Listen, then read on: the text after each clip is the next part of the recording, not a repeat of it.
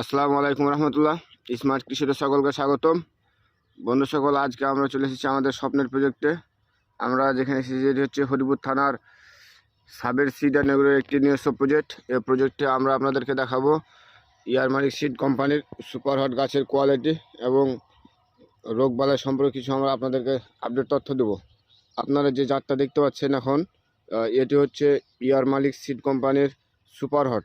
আমরা 36 দিন পূর্বে গাছটি রোপণ করেছিলাম, অর্থাৎ আজকে এই গাছের বয়স হচ্ছে 37 দিন। আপনারা দেখতে পাচ্ছেন গাছের কোয়ালিটি মাশাআল্লাহ অত্যন্ত সুন্দর হয়েছে।